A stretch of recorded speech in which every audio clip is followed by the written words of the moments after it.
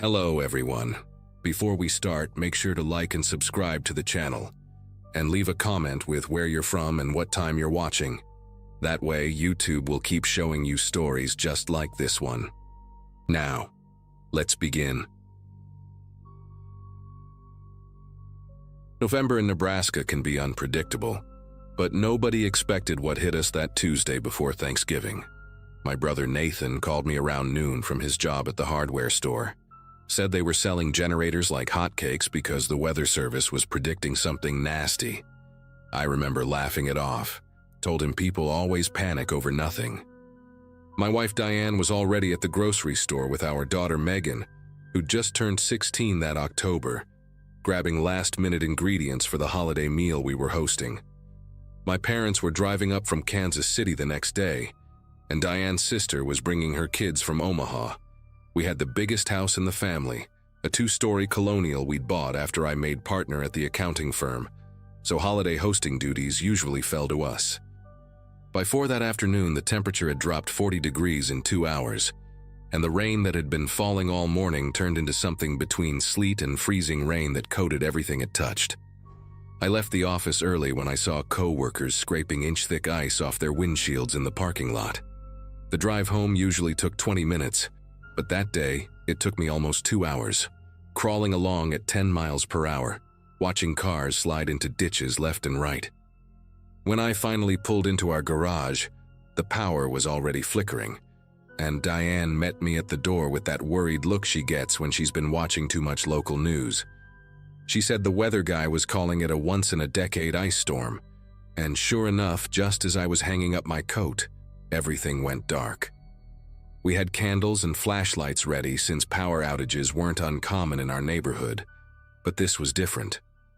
You could hear the ice accumulating on the trees outside, these sharp cracking sounds every few minutes as branches gave way under the weight. Megan was in the living room, wrapped in a blanket, complaining that her phone was at 12% battery and asking why we didn't have one of those whole house backup batteries like her friend Ashley's family. Nathan showed up around 7, just walked right in without knocking like he always did, carrying this red portable generator he'd snagged from the store. Said it was the last one on the shelf, some brand I'd never heard of, but it would keep our furnace running and maybe a few lights. He'd brought extra gas cans too, 4 of them, which he lined up against the garage wall like soldiers. The temperature inside the house was already dropping fast, maybe 60 degrees and falling, and you could see your breath in the hallway.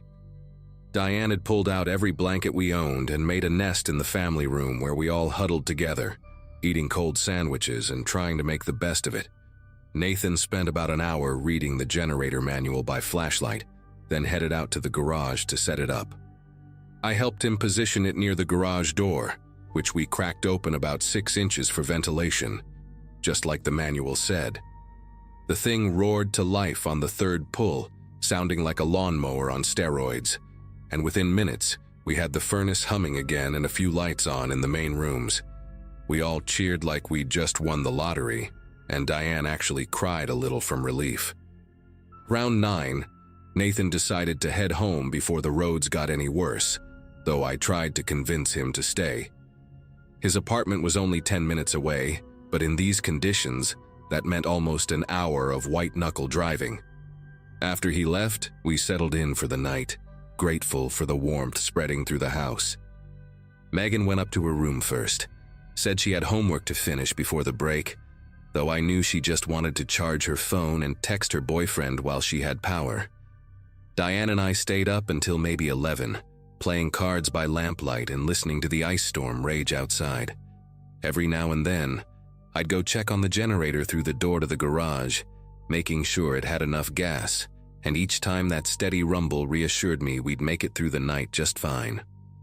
I woke up around 2 in the morning with the strangest headache, like someone had wrapped a belt around my skull and was slowly tightening it. My mouth was completely dry, and when I sat up, the room tilted slightly, not quite spinning but definitely unstable. I figured I was dehydrated from the dry furnace air and stumbled to the bathroom for water and ibuprofen. Diane was sleeping hard beside me, snoring louder than usual, which was odd because she rarely snored unless she was sick. On my way back to bed, I noticed our bedroom door was closed, which we never did because Diane liked the air circulation. Must have shut it without thinking, I told myself, though something nagged at me about that. The headache faded after a few minutes, and I drifted back to sleep, thinking about all the cooking we'd have to do tomorrow if the power came back. The next time I opened my eyes, pale gray light was filtering through the bedroom curtains, and my phone showed 7:43. The headache was back, worse than before, pounding behind my eyeballs like a drumbeat. Diane was already up, probably downstairs making coffee on the camp stove we kept for emergencies. I pulled on yesterday's clothes and headed for Megan's room to wake her up, since she could sleep through anything.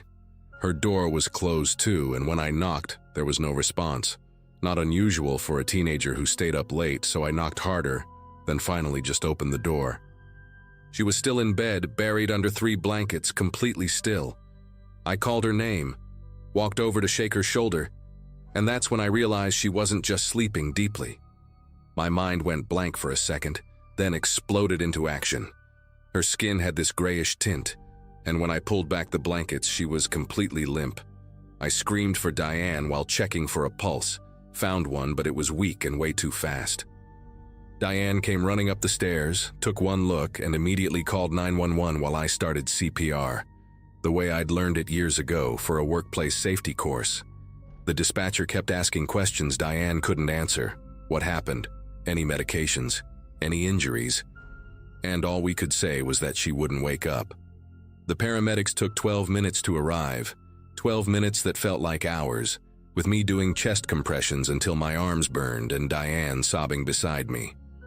They pushed me aside, started working on her with practiced efficiency, got her on oxygen, started an IV, loaded her onto a gurney. One of the paramedics, a young woman with a tight ponytail, kept asking us questions while her partner worked on Megan. Any drugs in the house, had she been drinking? Any history of seizures, and then she asked about heating, if we had any space heaters running or a fireplace going. I told her about the generator in the garage, and her face changed immediately. She grabbed her radio, said something about possible CO poisoning, then told her partner they needed to move now. She turned to us and said we needed to get out of the house immediately and wait outside for the fire department. Diane was already following the gurney, but the paramedic grabbed my arm, looked me straight in the eye, and asked if anyone else was in the house. When I said no, she asked about the generator again, where exactly it was, how long it had been running. I explained about the garage, the door cracked open for ventilation, running since about 8 the previous night. The fire department arrived just as the ambulance was pulling away with Diane and Megan inside. I wanted to follow them to the hospital, but the captain, a massive guy named Brennan according to his helmet, wouldn't let me drive. He had one of his crew checking me with some kind of meter while he asked more questions about the generator setup. The meter started beeping, and the firefighter showed it to Brennan, who immediately had me sit down on the bumper of the truck and put an oxygen mask on my face. He explained that I had elevated carbon monoxide levels in my blood, not critical, but enough that I shouldn't be driving. They went into my house with some equipment, came back out 10 minutes later shaking their heads. Brennan sat down next to me, pulled out a notebook and started explaining how carbon monoxide works, how it builds up in enclosed spaces, how that 6-inch gap we left wasn't nearly enough ventilation for a generator that size. He told me the readings in the house were still over 400 parts per million near the garage door, and probably much higher overnight when the generator was running full blast to keep the furnace going. The gas had seeped through the vents, the walls, even tiny gaps under doors, filling the house slowly while we slept. Megan's room was right above the garage, which is why she got the worst of it. He said we were lucky to be alive, that whole families have died from exactly this same mistake. The oxygen started clearing my head, and with that clarity came a crushing weight in my chest that had nothing to do with carbon monoxide. I kept thinking about Nathan bringing that generator, how proud we were when it started up, how we thought we were being so careful. Brennan must have seen it on my face because he put his hand on my shoulder, told me it happens more than people think. that generators kill more people during power outages than the actual storms do. A neighbor, George, from 2 houses down, drove me to the hospital while the fire department aired out our house. In the emergency room, they had me on high-flow oxygen for 3 hours while running blood tests every 30 minutes. Diane was in another room getting the same treatment, but Megan was in the ICU on something called hyperbaric oxygen therapy. The doctor, a tired-looking woman who couldn't have been much older than Nathan, explained that Megan had severe carbon monoxide poisoning, that her levels were near fatal when she arrived. She said the next 24 hours would be critical, that even if Megan recovered, there could be neurological damage, problems with memory, coordination, things that might not show up for weeks. Diane and I took turns sitting with her in the ICU, watching machines breathe for her, holding her hand and talking to her like she could hear us, telling her about the Thanksgiving dinner we'd make when she got better, how her cousins were still coming, how we'd tell this story years from now and be grateful we survived it. Megan woke up on Thanksgiving morning, groggy and confused but awake, asking why she was in the hospital and why her head hurt so bad. The doctors ran test after test, checking her reflexes, her memory, her coordination, and everything came back normal, or close enough to normal that they called it a miracle. She didn't remember anything after going to bed that Tuesday night, just waking up in a hospital room with machines all around her. We spent Thanksgiving in the hospital cafeteria, eating dry turkey and lumpy mashed potatoes that tasted better than any meal I'd ever had because we were all there together, alive. Nathan came by with flowers he'd bought at a gas station, his eyes red from crying, apologizing over and over for bringing the generator. But I told him it wasn't his fault, that we all thought we were being safe. My parents and Diane's sister arrived that afternoon, and we had to explain everything again, watch their faces go from confusion to horror to relief.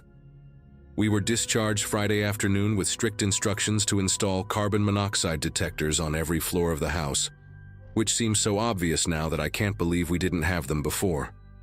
The power had come back Thursday morning while we were still in the hospital, and neighbors had already moved the generator out of our garage, left it sitting in the driveway like evidence at a crime scene. I sold it the next week to a guy who promised he'd only use it outside, far from any buildings, though part of me wanted to take a sledgehammer to it instead. Megan went back to school after Thanksgiving break, seemed completely fine, but Diane and I watched her constantly those first few weeks, looking for any sign of the delayed problems the doctor had warned us about. They never came, thank God, but even now, 2 years later, whenever there's a storm warning, whenever the power flickers, Diane and I look at each other with the same thought, remembering how close we came to losing everything because we thought 6 inches was enough.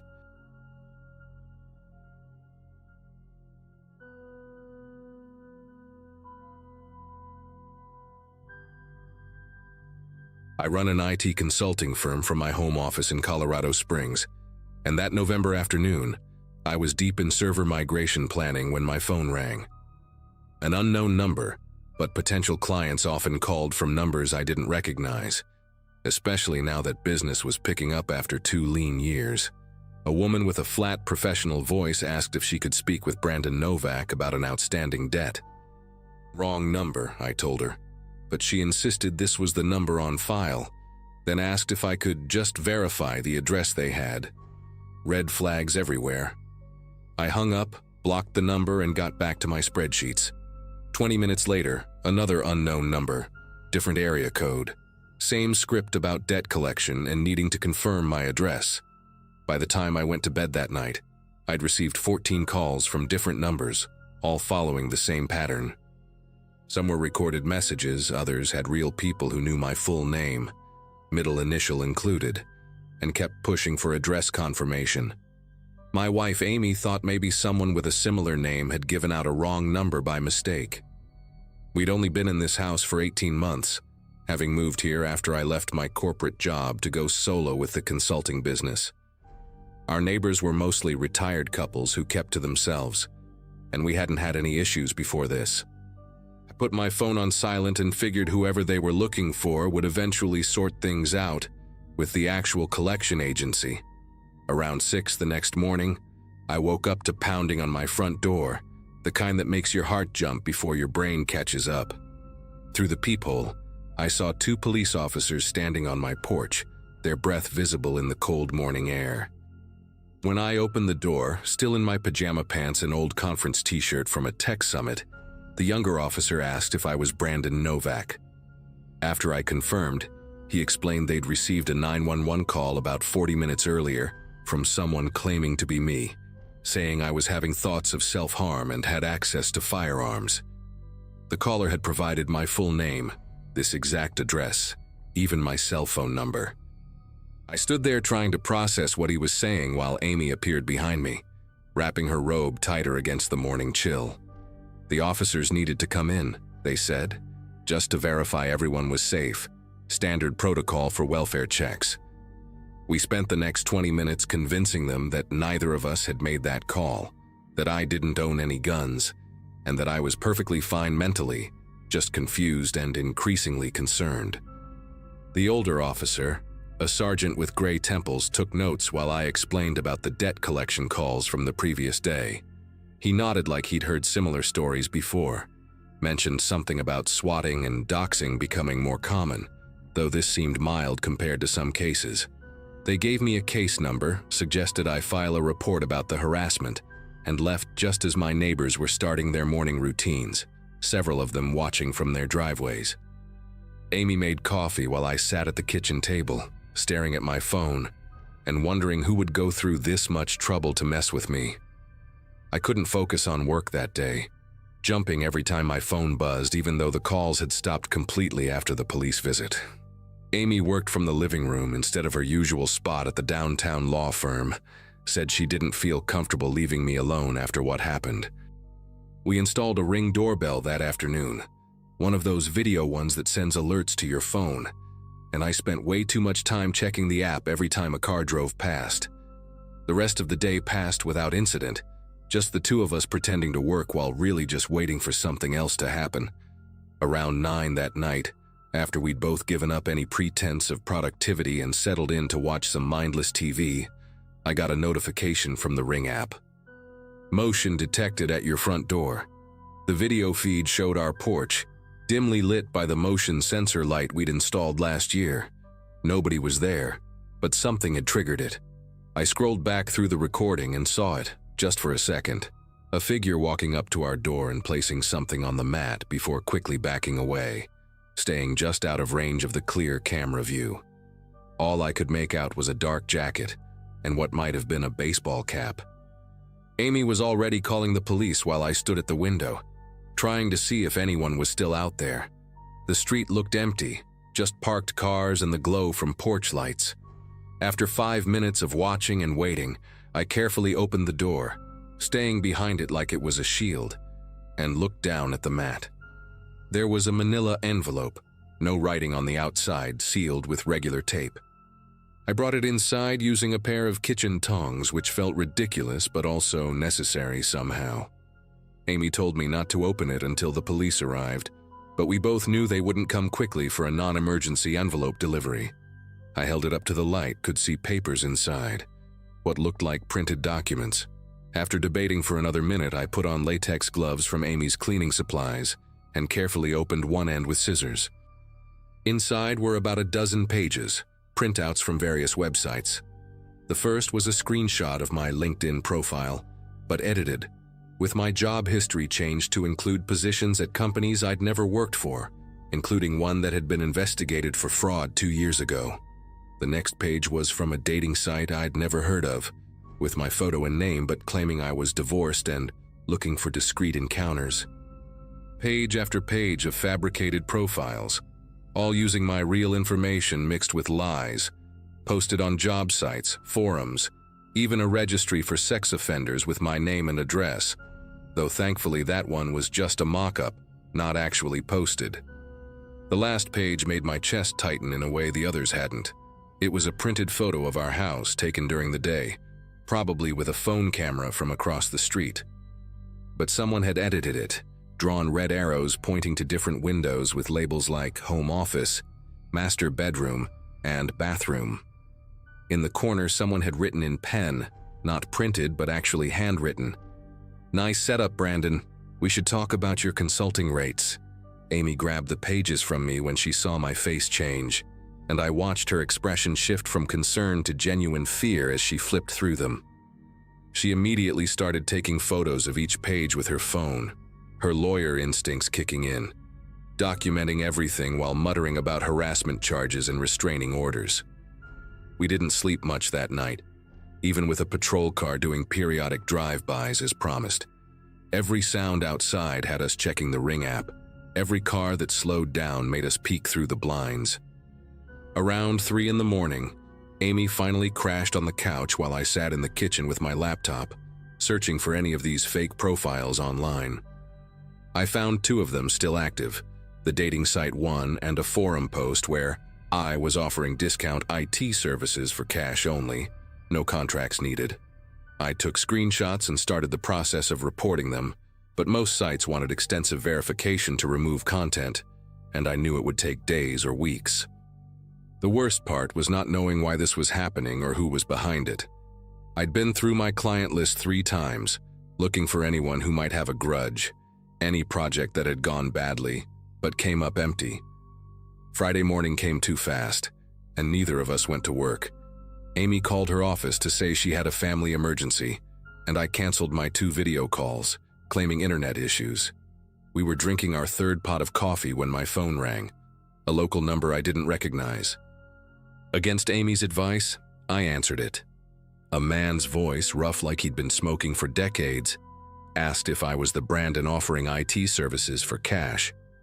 When I started to explain that was a fake post, he cut me off. Said he didn't care about that, but wanted to know if I was the same Brandon who used to work at Systematics Corp back in 2018. My whole body went cold. I had worked there briefly as a contractor for 4 months before the company imploded in a massive embezzlement scandal. I wasn't involved, had actually left 2 weeks before the FBI raids, but anyone connected to that place had their reputation damaged. The man chuckled when I went silent, said we definitely needed to meet, that he had a business proposition that would benefit both of us. I told him I wasn't interested in any proposition, and started to hang up when he said something that stopped me cold. He mentioned Amy's maiden name, the law firm where she worked, even the floor number of her office. Said it would be a shame if her colleagues found out about her husband's connection to Systematics, especially the encrypted files I'd supposedly helped hide before leaving. That was complete fiction. I'd never touched anything related to their financial systems, but he said he had documents that suggested otherwise. The call ended with him saying I had until midnight to reconsider, and that he'd be reaching out with instructions. Amy heard enough from my side to understand what was happening. This wasn't random harassment anymore. This was extortion. And whoever this was had done serious homework on both of us. That evening, while Amy was on the phone with a colleague who specialized in cybercrime, I noticed something on the Ring app that I'd missed before. Going back through the saved footage from the past few days, I saw the same car, a dark blue sedan with mud covering the license plate, had driven past our house at least 15 times since Wednesday. Always slowing down near our driveway, never stopping, just crawling past like they were checking something. I started downloading all the footage when the doorbell triggered again. This time the camera caught him clearly, a heavy-set man in his 50s with a gray beard and wire-rimmed glasses, wearing a Broncos cap and a brown leather jacket. He stood there for maybe 10 seconds looking directly at the camera with this slight smile, then held up a piece of paper with 11:47 p.m. written on it before walking away. Amy called the police immediately while I checked every door and window lock in the house. The responding officer, different from the morning crew, took one look at the video and called for backup. Within 20 minutes, we had 3 patrol cars on our street and a detective named Rivera sitting at our kitchen table, going through everything from the beginning. She recognized the description of the man from the video, said his name was Carl Brennan, a former private investigator who'd lost his license 5 years ago for illegally accessing personal records and selling them. He'd been connected to 3 other extortion cases but never convicted, always managing to stay just within the gray areas of the law. Rivera said he usually worked with someone else, a tech guy who handled the digital harassment while Carl did the physical intimidation. At 11:47 p.m. exactly, my phone buzzed with a text from a blocked number. Just an address, a warehouse district on the south side of the city, and the words, "Come alone or the files go public Monday." Rivera was already shaking her head before I finished reading it out loud. They'd set up surveillance on our house and would follow if Carl or anyone else showed up, but she strongly advised against going to that address. Amy was more direct, said I'd be an idiot to walk into what was obviously a trap, but Carl had done his homework too well. He knew about systematics, knew that even false allegations with fabricated evidence could destroy my business, especially in the small world of IT consulting, where reputation was everything. Rivera left 2 officers parked outside and gave us her direct number, said they'd be increasing patrols all night, and that a cyber crimes unit was already working on tracking the phone numbers and fake profiles. I didn't go to the warehouse. Instead, I did what I should have done from the beginning, used my actual IT skills to fight back. While Carl was waiting at whatever trap he'd set, I was working with an old colleague from my corporate days who specialized in digital forensics. We traced the fake profiles back to a specific IP address, found the digital fingerprints Carl's tech partner had left behind. By 4 a.m. Saturday morning, we had enough evidence that Rivera could get a warrant. Turns out Carl's partner was a guy named Dennis Huang, who ran a computer repair shop that was barely staying afloat.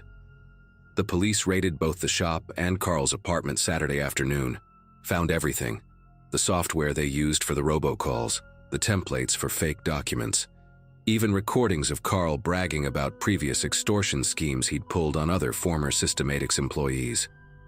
The whole thing unraveled faster than I expected. Dennis flipped immediately, gave up everything about Carl's operation in exchange for a plea deal. They'd been running this scheme for 2 years, targeting anyone connected to corporate scandals, betting that most people would pay rather than risk their reputations. 7 other victims came forward once the arrests made the news. Carl got 8 years, Dennis got 3 with probation. The fake profiles took weeks to fully clean up, and I still occasionally get calls from lawyers offering to help with my debt situation, but my business survived. Amy and I moved 6 months later, not because we had to, but because we wanted to. The new house has better security, no basement access points, and neighbors who actually talk to each other. I still check the Ring app more than I should, and unknown numbers go straight to voicemail, but at least now when I see a car slow down near my driveway, it's usually just someone checking their GPS or looking for a house number, not someone documenting my life for their next extortion attempt.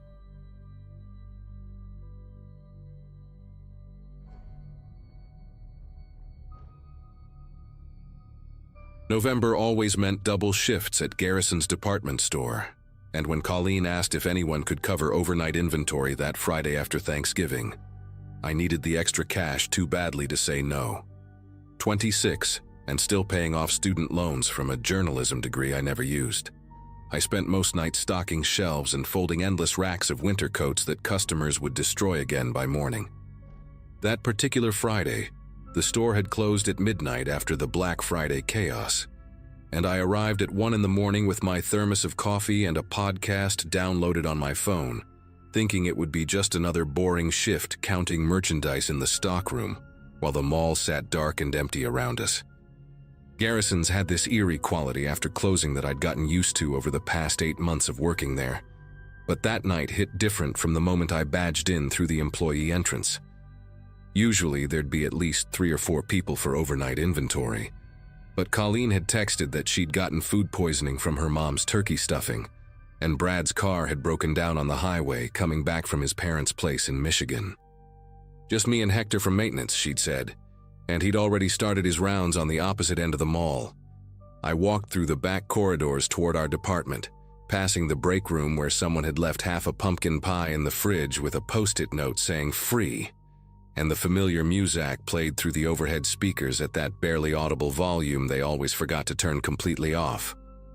My department was women's formal wear, right in the center of the second floor, surrounded by those tall mannequins wearing sequined holiday dresses and velvet blazers that cost more than my rent.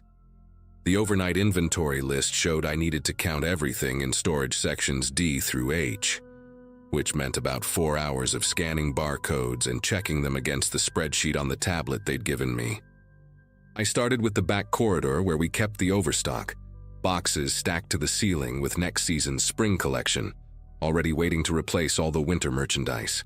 The fluorescent lights hummed that specific frequency that gave me headaches if I stayed back there too long, and I could hear the ventilation system cycling on and off, making the plastic inventory tags flutter against the boxes like tiny fingers tapping for attention. Around 2:30 in the morning, after I'd gotten through sections D and E, I decided to grab water from the vending machine near the customer service desk on the main floor. I walked out onto the sales floor, and that's when I noticed the mannequins for the first time that night. Really noticed them. We had about 40 of them in our department, these faceless white figures with their heads tilted at specific angles that corporate had mandated in some visual merchandising guide, all positioned to draw customers' eyes toward the featured collections. But standing there in the semi-darkness with only the emergency lighting and that faint music still playing, they looked like a crowd of people frozen mid-conversation, their blank faces somehow managing to convey expressions despite having no features at all. I grabbed my water quickly and headed back to the stockroom, telling myself I was being ridiculous, that I'd worked plenty of night shifts before without getting spooked by plastic display figures. Section F was taking forever because someone had mislabeled half the boxes during the last shipment, and I had to open each one to verify the contents matched the inventory codes. My phone battery was dying faster than usual, probably from the terrible signal in the stockroom, so I'd turned off my podcast to save power. Without that distraction, every sound seemed amplified in the quiet. The settling of cardboard boxes, the distant clank of pipes in the walls, and that endless muzak that had switched from instrumental Christmas songs to some generic jazz that sounded like it was recorded underwater. I was crouched between two tall shelving units scanning a box of cashmere scarves when the announcement system crackled to life above me, making me drop the scanner, which clattered against the concrete floor and skittered under the bottom shelf. At first I thought it was just feedback or maybe Hector testing the system, but then I heard the voice and my whole body went rigid because I recognized it immediately. Attention Garrison shoppers. The time is now 10 o'clock and our store will be closing in 15 minutes. Please bring your final selections to the registers located at the front of each department. We thank you for shopping with us today and look forward to seeing you again soon. Garrisons, where style meets savings. It was the closing announcement, word for word, the same one that played every single night, except this time it was playing at 3 in the morning in a completely empty store. But that wasn't the worst part. Wasn't the thing that made me stand up so fast I knocked over an entire stack of boxes behind me. The voice making the announcement, that cheery professional voice echoing through the empty store, was mine. They'd recorded me doing the announcement 3 months ago when the regular girl, Janet, had quit without notice, and management needed someone with what they called a friendly but authoritative tone to record all the store messages. I'd spent an entire afternoon in the manager's office reading different scripts into a microphone while Keith from corporate fiddled with audio levels on his laptop, making me repeat phrases until my throat was raw. But hearing it now, at 3 in the morning, when I knew for certain that nobody was in the control room where the announcement system was operated, made every muscle in my body tense up. The message repeated again, my own voice bouncing off the walls of the stockroom, and this time I noticed something wrong with it, like the playback speed was just slightly off, making me sound hollow and strange, the way voices sound when you hear them through a long tunnel or from the bottom of a well. I grabbed my phone and called Hector's cell, but it went straight to voicemail, which wasn't unusual since reception was terrible in most parts of the building. My legs felt unsteady as I made my way out of the stockroom, through the swinging doors that led to the sales floor, trying to convince myself there had to be a logical explanation, maybe a computer glitch or someone playing a prank. though I couldn't imagine who would bother with something so elaborate. The announcement had stopped by the time I reached the sales floor, leaving only that quiet muzak and the hum of the escalators that never stopped running even after hours. I headed toward the stairs that led down to the first floor, where the security office was located, thinking I could check the cameras or at least find the overnight security guard, who was supposed to be monitoring everything from his desk. But as I passed through my department, something made me stop dead in my tracks, and I had to blink several times to make sure I was actually seeing what I thought I was seeing. Every single mannequin in the women's formal wear department had been turned around. When I'd walked through earlier to get water, they'd all been facing outward toward the aisles, positioned to display their outfits to anyone walking by, just like always. Now they were facing inward, 40 pale figures creating a circle around the central display platform, where we kept the featured holiday collection, their eyeless faces directed at the empty space in the middle, like they were watching something I couldn't see. The sequined dresses caught the emergency lighting and threw sparkles across the walls that moved slightly with the air circulation, creating the illusion of movement, of breathing, of life where there shouldn't be any. I took a step backward and bumped into something solid, nearly screaming before I realized it was just one of the jewelry display cases. But the sound I made, that sharp intake of breath, seemed to echo in the silence that had suddenly fallen over the store because even the muzak had stopped playing. My phone buzzed in my pocket, making me jump again, and I saw a text from an unknown number that just said, "Check the fitting rooms." I didn't recognize the number, and when I tried to call it back, I got an automated message saying the number was disconnected. The smart thing would have been to leave right then, just walk out through the employee exit and forget about the inventory, forget about the overtime pay, forget about everything except getting as far away from that store as possible. But something, maybe curiosity or maybe just the stubborn refusal to believe that anything genuinely threatening was happening, made me walk toward the fitting rooms at the back of our department. They were these small cubicles with heavy burgundy curtains instead of doors, 6 rooms in a row with a long mirror at the end of the hallway. And as I got closer, I could hear something that made me slow down, then stop completely. It was my voice again, coming from inside one of the rooms, but this time it wasn't the store announcement. This time it was a conversation I'd had with my mother on the phone 2 days ago, word for word, my side only, talking about how I was thinking about going back to school, how I was tired of retail, how I felt like I was wasting my life folding clothes for people who barely looked at me. The curtain of the middle fitting room was moving slightly, like someone had just brushed past it, and I could see a shadow underneath, the unmistakable shape of feet, except they weren't moving at all, just standing there perfectly still, while my recorded voice continued playing from inside. I reached for the curtain with trembling fingers, my heart hammering so hard I could feel it in my throat, and yanked it open in one quick motion. The fitting room was empty except for a small digital recorder sitting on the bench, the kind we used for taking inventory notes, playing that private conversation on a loop. But on the mirror, someone had written a message in what looked like dark red lipstick, the expensive kind we sold at the cosmetics counter for $40 a tube, and the words made my knees weak. "You looked better in the blue dress." Thursday, November 14th, 2:47 p.m. That was 2 weeks ago, a random afternoon when I'd tried on a dress from the clearance rack during my lunch break, alone in these same fitting rooms, or at least I'd thought I was alone. I grabbed the recorder and ran, not caring any more about logic or explanations or anything, except getting out of that store. As I sprinted through the departments, past the mannequins that seemed to turn their heads to track my movement, though I knew that was impossible, the announcement system crackled back to life. But this time it wasn't my voice.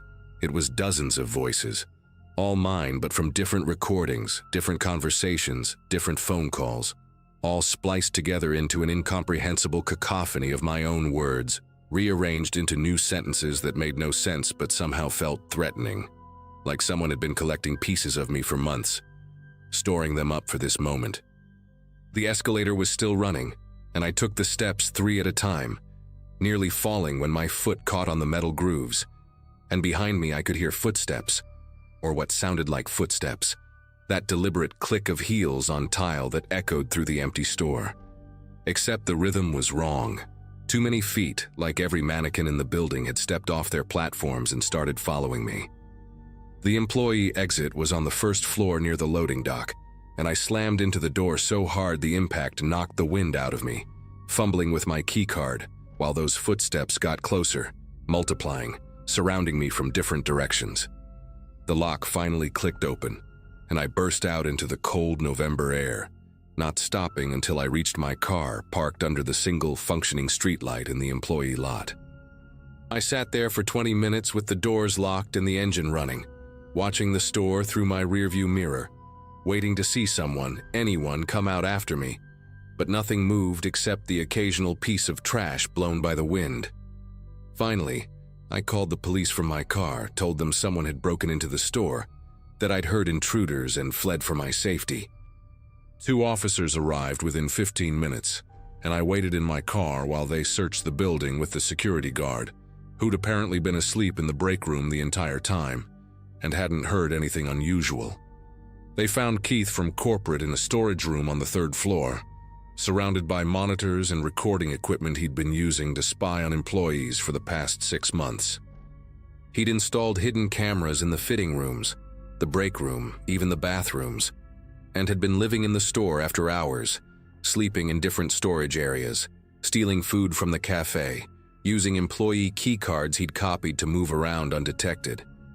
The police found hundreds of hours of recordings, not just of me, but of every woman who worked there, spliced and edited into bizarre compilations he'd been uploading to private forums online.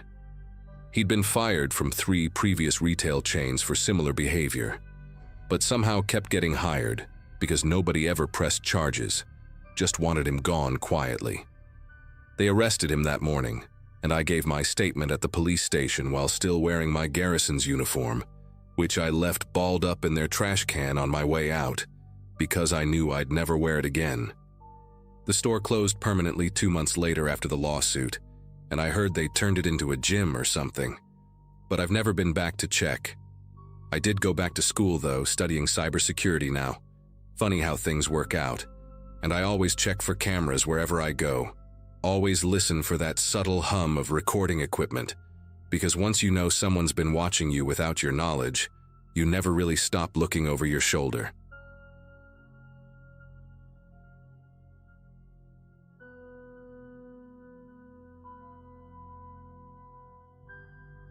Mom was arguing with the turkey when I walked through the door that Wednesday afternoon, wrestling the 20-pound bird into submission while muttering something about defrosting times and stubborn packaging. I just finished a 12-hour shift at the hospital in Tulsa and driven straight to my parents' farmhouse, still wearing my scrubs under my jacket because I knew she'd panic if I showed up late. The kitchen windows were fogged up from all the cooking, and through the condensation, I could see the wheat fields stretching endlessly under a sky that had turned an odd yellowish-gray color. Ashley, my younger sister, was stationed at the stove stirring gravy with one hand while bouncing her baby on her hip, and her 2 older boys were running circles around the dining table, their sneakers squeaking on the old linoleum. Dad had barricaded himself in the living room with the Weather Channel on, volume cranked up high enough that we could all hear the meteorologist discussing pressure systems and cloud formations. Strange thing about that afternoon was how still everything felt outside, like nature had hit the pause button while we rushed around inside preparing for tomorrow's feast. Ashley's husband Robert was supposed to arrive later with his mother, and Mom kept checking her phone for updates from my brother Kevin, who was driving in from Arkansas with his new girlfriend none of us had met yet. The house felt alive with all this movement and anticipation, pots bubbling, oven timer beeping, kids yelling about who got to lick the beater from the mashed potatoes.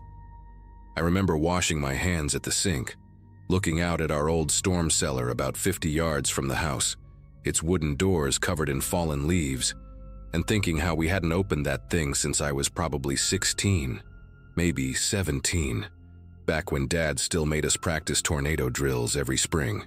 Around 4:30, I was helping Ashley peel potatoes when the power flickered once, just quick enough to reset the microwave clock but not enough to worry about. Dad called out from the living room that the weather service had mentioned some cells developing to the southwest, but nothing heading our way. Maybe some rain later tonight at worst. The boys had moved their chaos outside, and through the window I could see them throwing a football around in that aggressive way kids do when they're trying to prove who's tougher.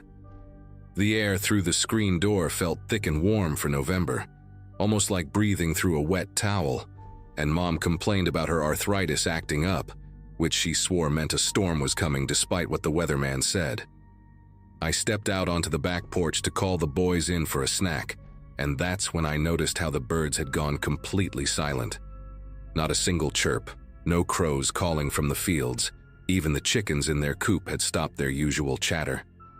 The sky to the west had turned this sick green color, like old copper, and the clouds were moving in different directions at different heights, creating this twisted, churning effect that made my chest feel tight. But there were no sirens, no emergency alerts buzzing on our phones, just this unnatural quiet that pressed against my eardrums.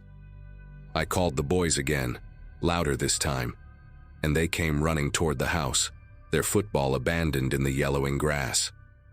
We'd barely made it inside when the windows started rattling in their frames, subtle at first, like a truck passing on a distant road, except there was no road close enough to cause that kind of vibration.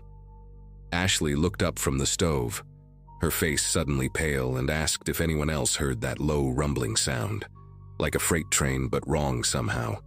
Too consistent, too close. Dad jumped up from his recliner and ran to the front door, yanking it open, and I'll never forget the way his whole body went rigid when he saw what was coming. Over his shoulder I could see it too, a dark, writhing column dropping down from the clouds less than a mile away, tearing through the Johnson's cornfield, throwing debris hundreds of feet into the air like confetti made of destruction. Everything happened so fast after that, but each second stretched out like minutes in my memory. Dad screaming for everyone to get to the cellar now, his voice cracking in a way I'd never heard before, not even when Grandpa died. Mom dropping the glass casserole dish, sending sweet potato chunks and broken ceramic across the floor. Ashley clutching her baby so tight he started wailing, her older boys standing frozen in the doorway, eyes wide as dinner plates. The power cut out completely then, plunging us into this eerie green-tinted darkness, and through the windows we could see transformers exploding in brilliant blue flashes down the road. The rumbling had become a roar, so loud it hurt your teeth, and the whole house started groaning like it was being squeezed in a giant fist. Mom was screaming about the pantry, pointing at the reinforced closet under the stairs where we kept the canned goods and cleaning supplies, saying it was closer, safer, we'd never make it to the cellar in time. But Dad was already pushing us toward the back door, yelling that the house wouldn't hold, that the pantry was a death trap. We had to get underground. I grabbed the two older boys, one under each arm, while Ashley struggled with the baby, and Mom stood paralyzed between the two options, her hands shaking as she looked back and forth between Dad at the back door and the pantry door just 10 feet away. The wind hit the house then, not gradually but all at once, like getting slammed by an invisible wall, and suddenly the kitchen window exploded inward, sending glass shards across the room where we'd been standing seconds before. Dad made the choice for all of us, grabbing Mom's wrist and dragging her toward the back door while shouting at me to run. Just run. Don't look back.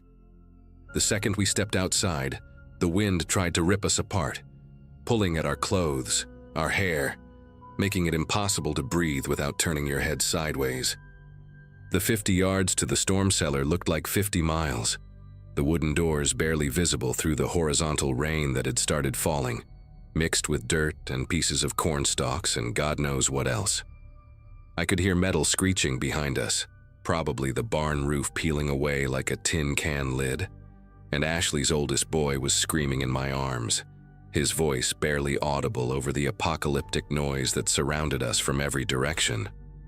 Dad reached the cellar doors first, fighting against the wind to pull them open, the old hinges screaming in protest after years of neglect.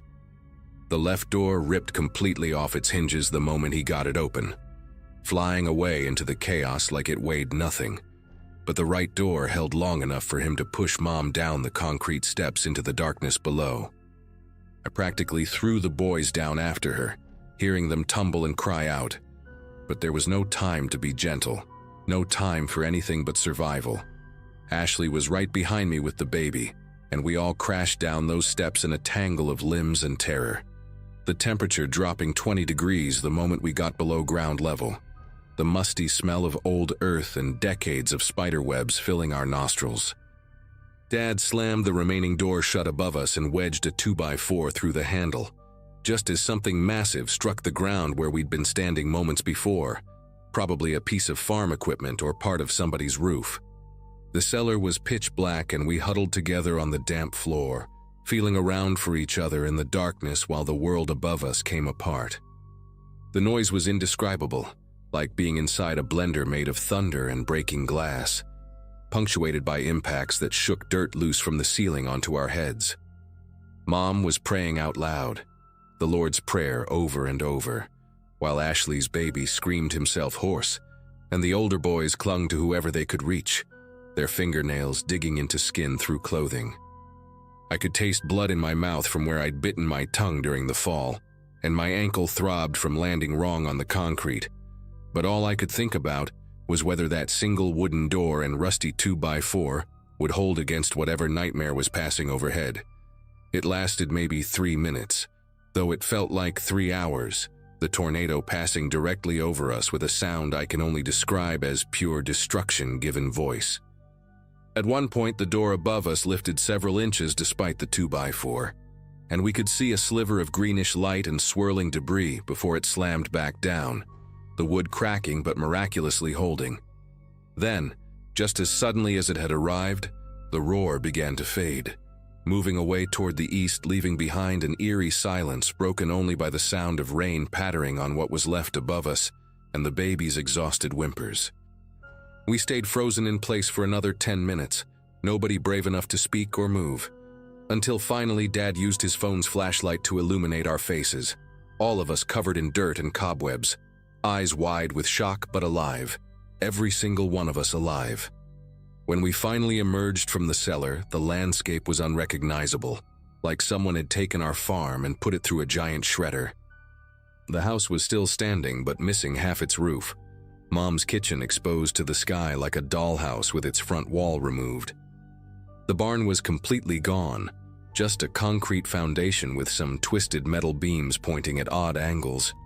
Dad's truck had been thrown into the wheat field at least 200 yards away, sitting upside down like a dead beetle. But the weirdest thing, the detail that still gives me chills when I think about it, was Mom's turkey, the one she'd been fighting with just an hour earlier, sitting perfectly intact in its roasting pan on the kitchen counter, visible through the missing wall, not even shifted an inch from where she'd left it. We ended up having Thanksgiving at a motel in town, eating Chinese takeout because every restaurant was either damaged or overwhelmed with displaced families.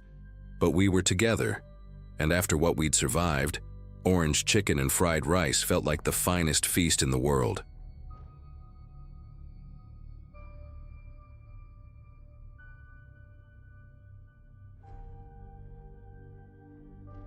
When you sign up for an overnight stocking shift at Save More the week before Thanksgiving, nobody tells you about the silence.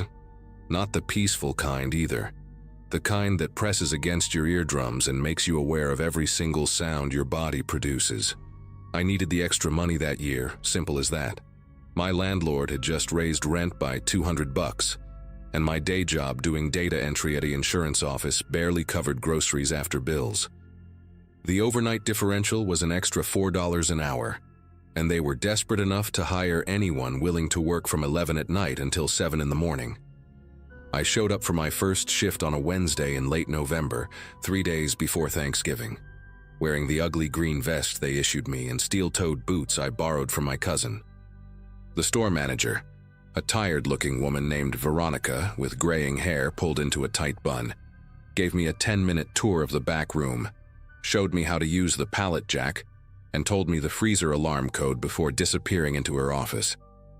She mentioned I would be alone most nights since the other stalker, some guy named Julian, had quit 2 weeks prior without notice. That should have been my first red flag. The first few hours passed without incident. I unloaded boxes of canned goods, restocked the cereal aisle, and tried not to think about how the store felt like a massive tomb once all the customers left. The fluorescent lights hummed constantly, this low electrical drone that never quite faded into the background.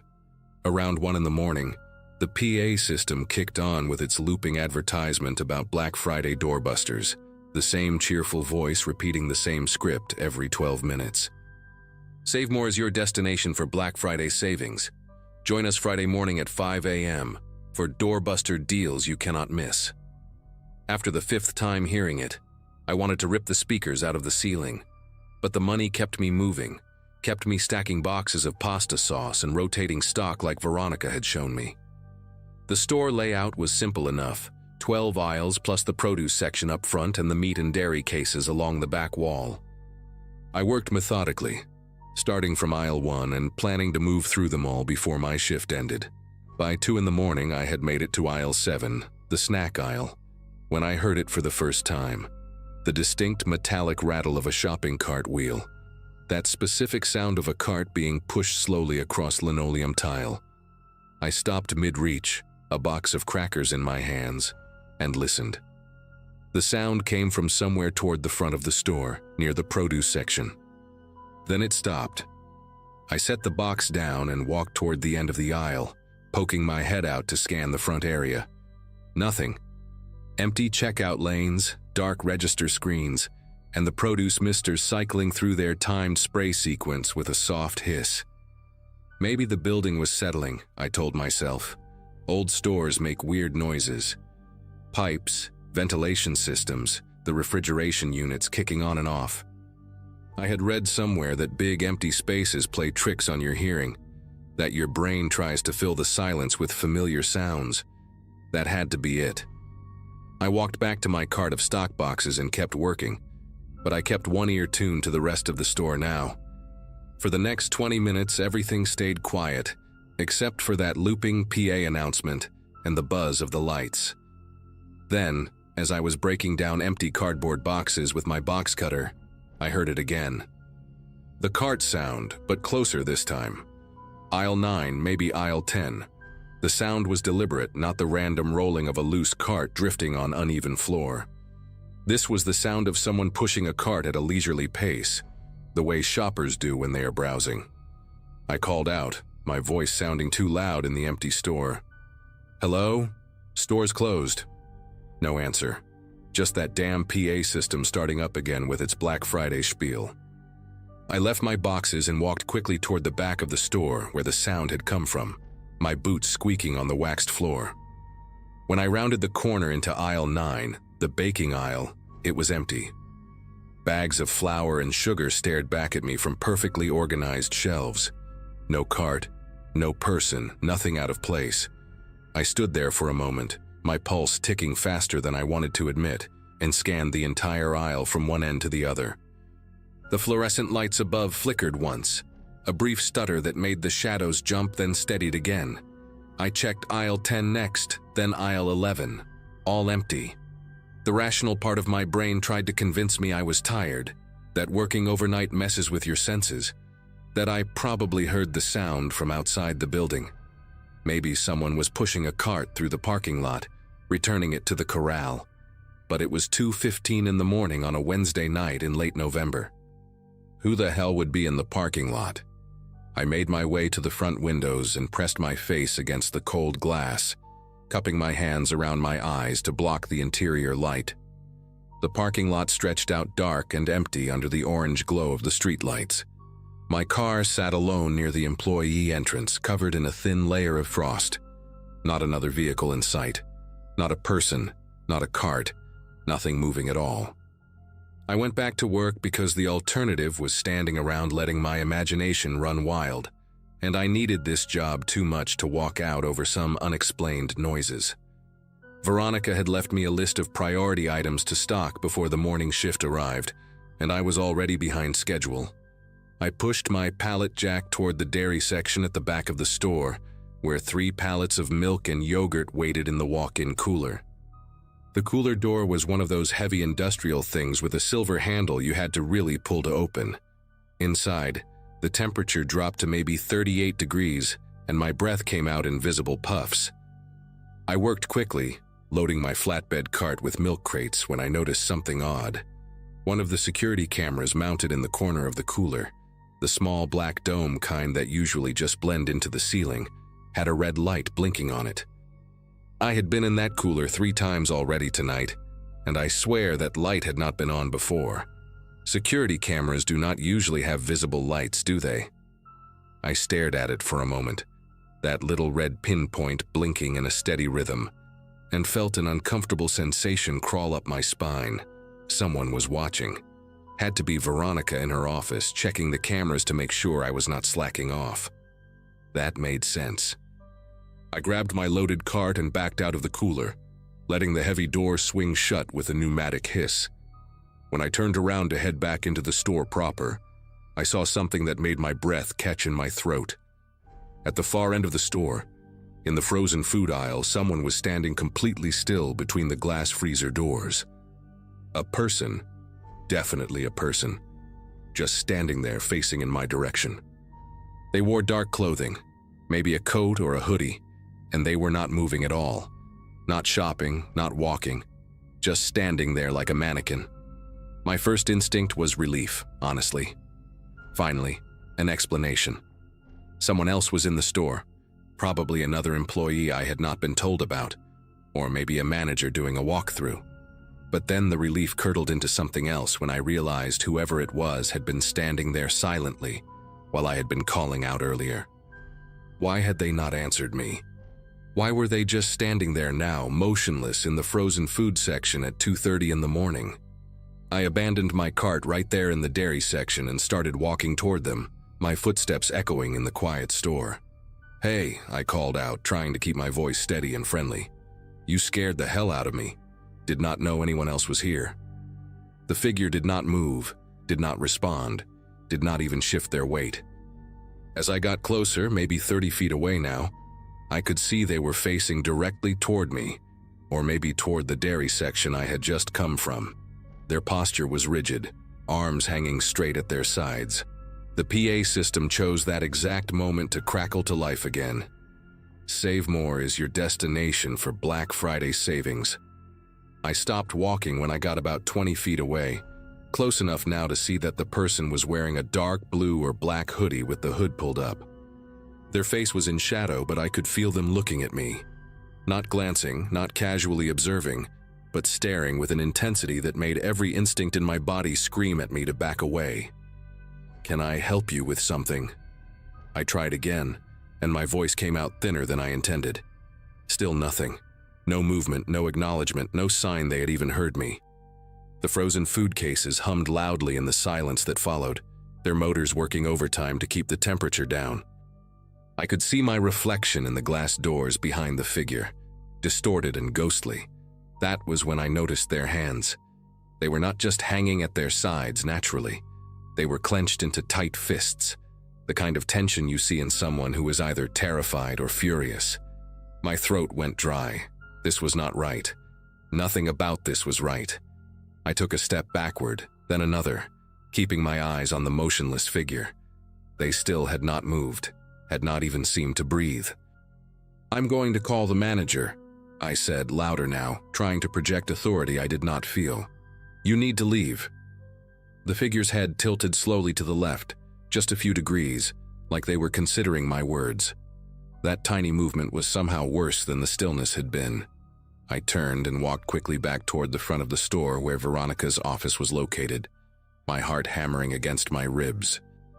I did not run because some stupid part of my pride did not want to look like I was panicking, but I definitely moved faster than a casual walk. When I reached the office door, I knocked hard 3 times. "Veronica, we have a situation." No answer. I tried the handle and found it locked. I knocked again, harder this time, my knuckles stinging against the wood. "Veronica, are you in there?" Nothing. The whole office area was dark, and when I pressed my face against the small window in the door, I could see her desk chair was empty. Her computer was off. She was gone. Had been gone, probably since shortly after I arrived. My mouth felt like sandpaper. I was completely alone in this store with whoever or whatever that was standing in the frozen food aisle. The security office was next to Veronica's office, a small room with monitors showing different camera angles throughout the store. The door was unlocked, and I practically fell into the room, slamming it behind me. 6 monitors were mounted on the wall, each one cycling through different camera feeds every few seconds. I scanned them frantically, looking for the frozen food aisle. There, camera 3. The feed showed the frozen food section from an elevated angle, giving a clear view down the entire aisle. The figure was still there, still standing in the exact same position, facing toward the camera now. Toward me. But here is what made my heart nearly stop. As I watched the monitor, the figure raised one arm slowly, mechanically, and pointed directly at the camera. Not vaguely in that direction, directly at the lens, like they knew exactly where it was, like they knew I was watching. My chair squeaked as I jerked backward, nearly tipping over. I grabbed the edge of the desk to steady myself, my eyes locked on that screen. The figure held that position, arm extended, finger pointing, for what felt like an eternity but was probably only 10 or 15 seconds. Then they lowered their arm and turned, walking out of frame with stiff, deliberate steps. I cycled through the other camera feeds, my fingers slipping on the controls because my palms were slick with sweat. Camera 1 showed the front entrance, empty. Camera 2 showed the produce section, empty. Camera 4 showed the checkout lanes, empty. Camera 5 showed aisle 3, empty. Camera 6 showed the back stockroom, not empty. The figure was there, standing next to the loading bay door, the same rigid posture, facing directly toward camera 6, facing toward me again. How had they moved that fast? The stockroom was on the opposite end of the store from the frozen food section. It would have taken at least 2 minutes to walk that distance, but only seconds had passed since they left frame on camera 3. I did the only thing that made sense in that moment. I pulled out my phone and called 911. My hands were shaking so badly I almost dropped it twice before getting it to my ear. The dispatcher answered on the second ring, a woman with a calm, professional voice asking about my emergency. I tried to explain, the words tumbling out in a jumbled mess about someone in the store, someone acting strange, someone who was not supposed to be here. She asked if the person had threatened me, if they had a weapon, if I was in immediate danger. I did not know how to answer that. They had not threatened me with words, had not shown a weapon, but every fiber of my being was screaming that I was in danger. "Just send someone," I finally said, my voice cracking. "Please, just send the police." She assured me a unit was on the way and told me to stay on the line, to lock myself in a safe place and not confront the intruder. I kept my eyes on the monitors while she spoke. The figure remained in the stockroom, motionless again. That same awful stillness. Then the screen went black. Not just camera 6, all of them. Every monitor shut off simultaneously, plunging the security office into darkness except for the faint glow of my phone screen. The hum of the monitors died, replaced by a silence so complete it felt like pressure in my ears. I sat in that dark security office with the dispatcher still talking in my ear, asking if I was okay, if I was still there. I whispered that the power had gone out, that I could not see anything, and she told me to stay calm, that officers were 3 minutes away. 3 minutes felt like 3 hours. I stared at the dark monitors, my phone providing the only light, and listened. Listened for footsteps, for breathing, for that damn cart sound, for anything that would tell me where the figure was now. The store had gone completely silent. Even the PA system had stopped its loop. No fluorescent buzz, no refrigeration hum, nothing. Then I heard it. Not a cart this time, footsteps. Slow, measured footsteps in the hallway outside the security office, coming closer. The dispatcher was saying something about staying hidden, about not making noise, but I could barely process her words. The footsteps stopped right outside the door. I could see the shadow of feet blocking the light from under the door frame. Someone was standing there, standing and waiting. My breath came in short, shallow gasps that I tried desperately to quiet. The door handle rattled once, tested, locked. Thank God I had locked it. The shadow remained for what might have been 30 seconds or 5 minutes. Time had lost all meaning, and then the footsteps retreated back down the hallway. I did not move, did not breathe, did not do anything except grip my phone and pray that the police would arrive before that door opened. When I finally heard sirens in the distance growing louder, approaching the store, I almost cried with relief. The footsteps had long since faded, and the store remained dark and silent. Red and blue lights began flashing through the front windows, painting the walls in alternating colors. I heard car doors slam, voices shouting, and then heavy footsteps, multiple sets, moving through the store. "Police, if anyone is in here, make yourself known." I unlocked the security office door and stumbled out into the hallway, nearly colliding with 2 officers who had their flashlights raised. They brought me outside while 3 more officers swept the building, searching every aisle, every corner, every possible hiding place. I stood in the parking lot wrapped in a blanket someone had given me, watching them work. 40 minutes later, they emerged with their report. The store was empty, no signs of forced entry. No evidence of anyone else being inside, no figure in a hoodie, nothing. They found the main breaker had been flipped off, which explained the power outage and the dead cameras, but they could not explain who had done it or why. The loading bay door in the stockroom, they told me, had been unlocked from the inside. Someone had definitely been in there. Someone had gotten in, moved through that store like they owned it, and left without a trace. The police filed a report, checked the recordings from before the cameras died, but the footage showed nothing useful. Just me working alone in empty aisles. I never went back for another shift. Veronica called me the next day, annoyed that I had abandoned my post, and I told her exactly what happened. She went quiet for a long time before saying that Julian, the guy who quit 2 weeks before me, had reported similar experiences on his last few nights. Carts moving on their own, sounds he could not explain, a feeling of being watched. She had not mentioned it during my training because she thought he was just trying to get out of his contract. I hung up on her. Savemore hired someone new within a week, and I heard through a friend of a friend that they did not last long either. Whatever was in that store, whoever was playing that sick game, I want no part of it. I took a pay cut and went back to just my day job. Some extra money is not worth that kind of terror.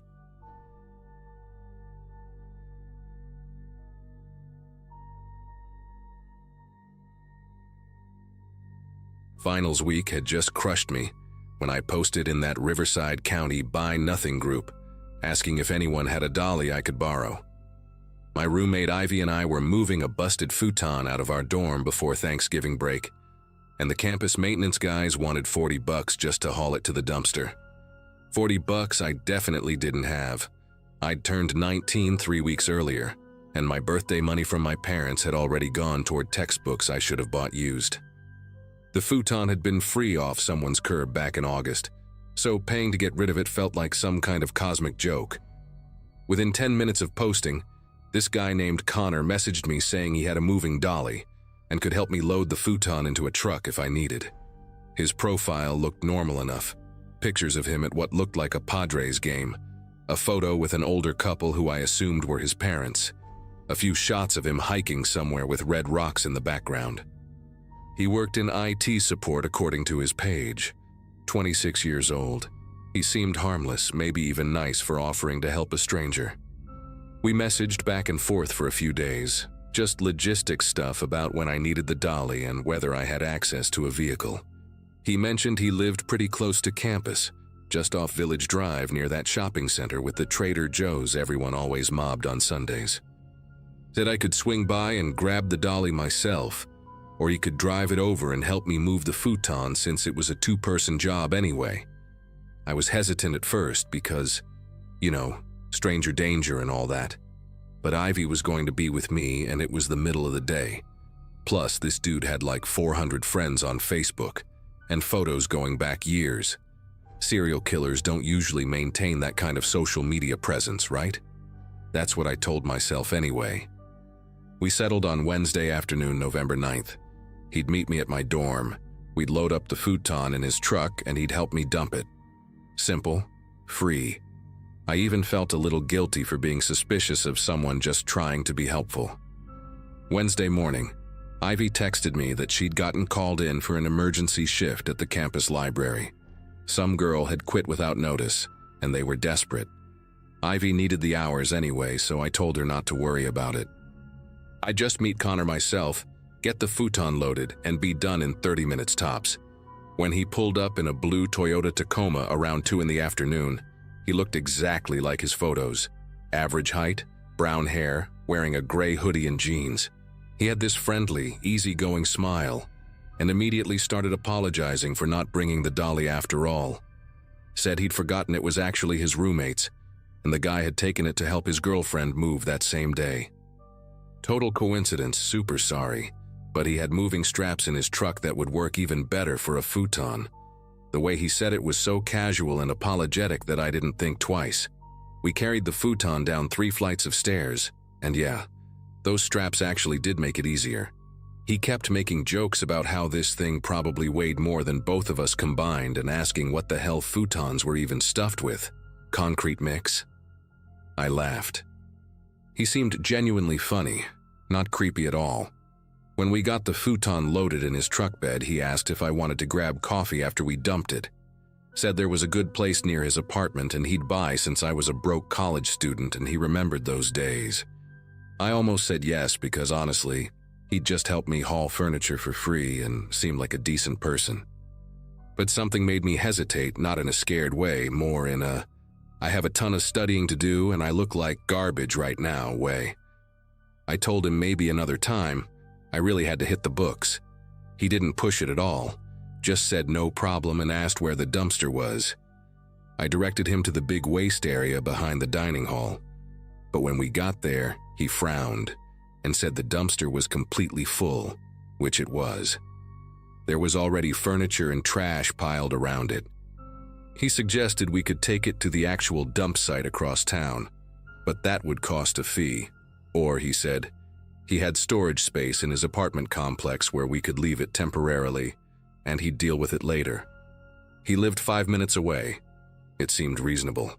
I'd already taken up so much of his time. I said, sure, that would be great. Thank you so much. He smiled that same friendly smile, and we drove toward Village Drive. His apartment complex was one of those newer builds with the fake stone facades and names that try to sound fancy. Parkside Terrace or Parkview Terrace, something like that, even though there wasn't a park anywhere near it. He pulled into a spot and said the storage area was actually in the basement near his unit. Easier to just go through his place than walk all the way around the building. Made sense. I followed him up an exterior staircase to the 2nd floor. The hallway smelled like someone had burned popcorn recently and was trying to cover it with air freshener. He unlocked his door, number 2G, and held it open for me to walk in first. The apartment was weirdly clean, like suspiciously clean for a 26-year-old guy living alone. No dishes in the sink, no clutter, everything organized. Beige couch, glass coffee table, flat screen mounted on the wall. A few framed prints of generic landscape photos. It looked like a staged apartment in a rental ad. He walked past me toward what I assumed was the storage closet or basement access, and I heard the door click shut behind me. Not slam, just that soft, final click of a door closing on its own. I turned around and tried the handle. Locked. The kind of lock that needed a key from the inside too. One of those deadbolts. My heart started doing this weird flutter thing, but I kept my voice normal when I asked him if the door locked automatically. He was standing in the kitchen area now, maybe 10 feet away, and he looked at me with this completely calm expression. Said, yeah, it's a security feature. Lots of apartments have them now. Fire hazard though, he added, almost like it was a joke. Then he asked if I wanted water or anything. His voice was still friendly, still casual, but something had shifted in the air. I couldn't pinpoint what exactly. I said, no thanks, I really should get going soon. I had a study group at 4. He nodded slowly and said, sure. But then he asked me if I'd noticed anything weird about our conversations. The way he said, our conversations, made my spine go rigid. Plural, like there had been more than just the Facebook messages. I told him I didn't know what he meant. My phone was in my back pocket and I was calculating how fast I could unlock it and dial 911 if I needed to. He walked toward the couch and picked up his laptop from the coffee table, opened it, and turned the screen toward me. It was our Facebook message thread. All of it. Screenshots going back to that first day I'd posted about the dolly. But there were other screenshots too, ones I didn't recognize. Photos of me walking across campus, me sitting outside the student union with my coffee, me and Ivy at the dining hall. My throat went completely dry. He scrolled down and there were more. Text messages. My text messages. Conversations I'd had with Ivy, with my mom, with a guy named Troy from my biology class who I'd been casually texting. Messages I'd sent from my phone. Private messages. He'd been reading everything. He asked me, in that same calm voice, if I knew how easy it was to clone someone's phone data, if you had the right software. Said he worked in IT, like I knew. And it was honestly scary how much access people didn't realize they were giving away. When I'd clicked on that link he'd sent me last week, the one that was supposed to be photos of his truck so I'd recognize it, that's all it took. One click. He had everything. I couldn't form words for a second. My brain was trying to process what he was showing me, what he was saying. He'd been reading my texts for over a week. He knew where I went, who I talked to, what I said in private. He knew Ivy wasn't coming today because he'd read her text to me that morning. He'd planned this. The dolly, the dumpster being full, all of it. My voice came out shaky when I asked him what he wanted, why he was doing this. He closed the laptop and set it down gently, then sat on the arm of the couch. Said he wasn't doing anything, really, just wanted to meet me in person, have a real conversation without all the performance people do online. He said I seemed interesting, genuine, not like other girls who were obsessed with their image. He'd been watching my social media for months, actually, since before I even posted in that group. Saw me comment on something back in September and started following my activity. He knew my schedule, my major, where I like to eat lunch. The Facebook post about the futon was just a perfect opportunity. He called it serendipity. I wanted to throw up. I forced myself to stay calm even though every instinct was screaming at me to panic. I asked him, as steadily as I could manage, to please unlock the door so I could leave. Told him I wouldn't tell anyone about any of this. I just wanted to go home. He tilted his head like he was considering it, then said he would, absolutely. But he wanted to show me one more thing first. He pulled out his phone and opened a recording app, pressed play. It was my voice from 20 minutes ago in his truck, talking about my studying, laughing at his jokes about the futon. Then my voice from earlier in the week, audio from a phone call I'd had with my mom about Thanksgiving plans. He'd recorded everything, every conversation we'd had in person, every phone call I'd made in the past week. He said he liked to keep records, to document connections. Made them more real somehow, more permanent. He looked genuinely proud of himself, like he'd shown me something impressive rather than absolutely terrifying. That's when I realized he genuinely didn't think he was doing anything wrong. In his mind, this was normal. This was just him being thorough, being interested. That scared me more than anything else, that total disconnect. My hand moved to my pocket, but he noticed immediately. Told me not to bother with my phone because he'd disabled my cellular connection remotely about 5 minutes ago. Could turn it back on whenever he wanted. He said it so matter-of-factly, like he was explaining how to use a coffee maker. Then he stood up and walked closer to me, not threatening, just casual, and said we should sit down and talk for real. Get to know each other without screens between us. He'd made tea earlier, it was probably still warm. The way he was acting, like this was a normal social interaction, like I was a guest who'd come over willingly, made my skin feel wrong on my body. I backed up until I hit the door. Told him I really needed to leave right now. My voice cracked on the last word. He sighed, and for the first time, he looked annoyed, said I was being dramatic, that he wasn't going to hurt me, he just wanted to talk. Why was everyone always so paranoid these days? He gestured toward the couch again, more insistent this time. Sit down, please. I didn't sit. Instead, I did the only thing I could think of. I started talking. Told him okay, I'd stay and talk, but could I please just let someone know where I am first? Ivy would worry if I didn't check in. He considered this, then said no. That would defeat the purpose. Nobody else needed to know about our time together. This was private, but I kept pushing, kept my voice as calm as I could. Said if I didn't text Ivy in the next 10 minutes, she'd already know something was wrong because we had a system. We always told each other where we were. Complete lie, but I sold it. Told him she knew I was here at Parkside Terrace, apartment 2G, with someone named Connor from the Facebook group. His expression changed slightly. That annoyed look turned into something more calculating. He asked when I'd told her that. I said this morning before Ivy left for work. Texted her his address just in case. Another lie, but a good one. He stared at me for a long moment, and I could see him working through the implications. If I was telling the truth, someone knew exactly where I was.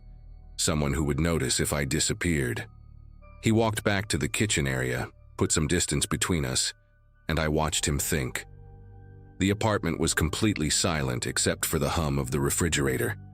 Finally, he said, fine. He'd let me go, but I needed to delete all our Facebook messages first, right now in front of him, and I couldn't tell anyone about the phone cloning or the recordings. If I did, he'd release every private message I'd ever sent to everyone I knew. My family, my professors, everyone. He had them all backed up in multiple places. He said this without any emotion, like he was negotiating a business deal. I agreed immediately.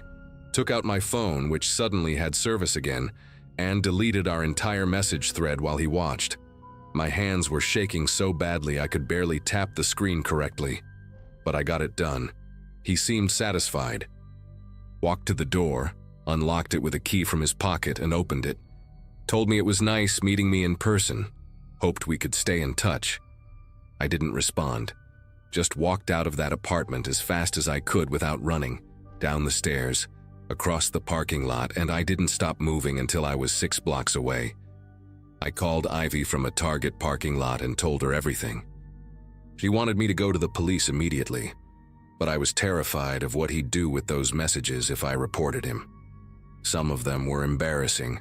Private stuff I'd said about people, complaints about professors, personal things about my family. The idea of everyone seeing those made me feel sick, but Ivy convinced me we at least needed to document what happened, even if I didn't file charges right away. We went to campus police together that evening. I brought my phone, showed them the deleted Facebook messages that were still in my archive, explained about the cloned data and the recordings. The officer who took my report was this older woman, Officer Stephanie Reeves, and she didn't dismiss me or act like I was overreacting. She said this was illegal on multiple levels: unauthorized access to electronic communications, stalking, false imprisonment. She explained that even if he had my messages, releasing them as revenge would be another crime, and that he'd be facing serious charges already. That helped. Knowing he'd actually committed crimes, that this wasn't just me being paranoid or dramatic like he'd said. Campus police contacted the local department, and they got a warrant for his apartment within 48 hours. Turns out I wasn't the first person Connor had done this to. They found data from 3 other women on his laptop, all college students from the area, all people he'd connected with through various online groups over the past 2 years. None of them had reported him because he'd used the same leverage on them, threatened to release private information if they told anyone. One girl had graduated and moved to Arizona specifically to get away from him. The detectives found recording equipment, backup drives, printed photos, everything meticulously organized in folders with our names on them. He'd built an entire system. Connor was arrested and charged with multiple felonies, including wiretapping, computer fraud, stalking, and unlawful restraint. His bail was set high enough that he couldn't pay it. The prosecutor told me he'd likely take a plea deal to avoid trial. And he did. 18 months in county jail, followed by 3 years probation, mandatory counseling, and a permanent restraining order. He's also a registered offender now in the state database.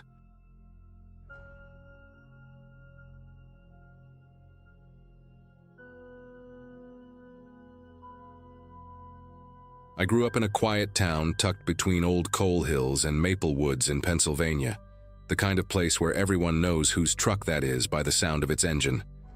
Back then, I was working part-time at a diner off the main road, pulling double shifts before Thanksgiving week. My nights usually ended around 11, walking home with the cold biting through my jacket and that faint smell of fuel always drifting from Murphy's Auto Repair down the street. Murphy's had been there forever. A squat gray building with a single flickering sign and 3 gas pumps that hardly worked in the winter. That night, just after midnight, I was sitting in my kitchen reheating leftovers when the sound hit. A deep, violent crack that made the window panes flex. For a second I thought a plane had gone down or something exploded in the hills. The lights flickered once, then the world outside glowed orange through the frost on the glass. I ran out barefoot, the air thick with the chemical tang of burning rubber and gasoline. From the corner of Maple Street, I could see flames clawing up the side of Murphy's garage like they were alive. People started spilling out of their houses, shouting names, pulling on coats. The volunteer fire trucks arrived fast. This town might be small, but everyone took pride in showing up when it mattered. The air was chaos, sparks popping, hoses hissing, and the low roar of fire devouring metal. I remember seeing old Tom Murphy himself, standing across the street in his slippers, just staring. He didn't say a word, didn't move toward the building, even when one of the firefighters yelled his name. It struck me as strange, his silence, the way he clutched a set of keys like he couldn't let go. By the time the flames were finally out, the garage looked like a skeleton. The smell was unbearable, something between melted plastic and diesel smoke. Everyone assumed it was some kind of electrical issue or maybe a gas leak, but the firefighters seemed uneasy. They taped off the whole area and kept the rest of us back. Around 2 in the morning, I overheard one of them muttering that they'd found signs someone had been siphoning fuel from the underground tanks. That part didn't make sense. Hardly anyone in town even knew how to open those access caps, let alone pull gas from them. The next morning, the whole town felt different. You could smell the burned rubber half a mile away, and the air had that weird stillness that comes after something big happens. Everyone had a theory. Some said it was teenagers fooling around. Others whispered about insurance money. When I went to grab breakfast at the diner, half the customers were talking about the fire like it was a movie they'd all seen from different angles. Then Tom Murphy walked in, looking like he hadn't slept at all. His face was pale, his hand still stained with soot, but what caught my attention was how calm he seemed, almost rehearsed, like he was already telling a story he'd practiced all night. He sat at the counter and told the waitress that his security cameras had malfunctioned earlier that evening, that the system had automatically wiped the footage before the explosion. No one said anything for a second. You could hear the ceiling fan turning. Then someone asked if he'd called his insurance company, and he just nodded slowly, staring into his coffee. Something about it didn't sit right with me. Murphy wasn't the kind of guy who believed in coincidences, but he kept repeating that word, accidentally, like he wanted to convince himself more than anyone else. That night, I couldn't sleep. The smell of gas seemed stronger in my house than it had any right to be, even with the windows closed. I kept thinking about the timing, how the cameras went down hours before the fire, how he'd been standing across the street without a single burn, holding those keys. Around 1 a.m., I put on my jacket and walked back toward the site. The fire trucks were gone, but the tape still fluttered in the wind. The metal was still warm when I got close enough to feel it radiating through my jeans. A few stray tools were scattered in the gravel, a socket wrench, a glove, and an old siphon pump lying half melted near the fence. While I was standing there, a pickup turned the corner, its headlights sweeping across the debris. I recognized it right away. It belonged to a guy named Eli who used to work at Murphy's before quitting last spring. He slowed down when he saw me, rolled his window halfway, and asked what I was doing there. His voice sounded rough, almost defensive. I told him I was just looking, couldn't sleep. He nodded once and said, "Some folks shouldn't dig too deep, kid," before driving off. His words stuck with me the whole walk home, echoing louder than the wind. 2 days later, the investigators showed up from the state fire marshal's office. They parked a white van by the curb and spent hours digging through the rubble while half the town watched from the sidewalk. By noon, rumors were already flying. Someone claimed they'd found tire tracks leading into the back lot. Someone else swore they'd seen Murphy at the shop late the night before the explosion. The weirdest part? Every time someone mentioned the missing footage, Murphy brushed it off like it was no big deal. Said the system had been acting up for months. But when I asked one of the firefighters if that was true, he frowned and said, "Funny thing, I helped install those cameras last summer. They were brand new."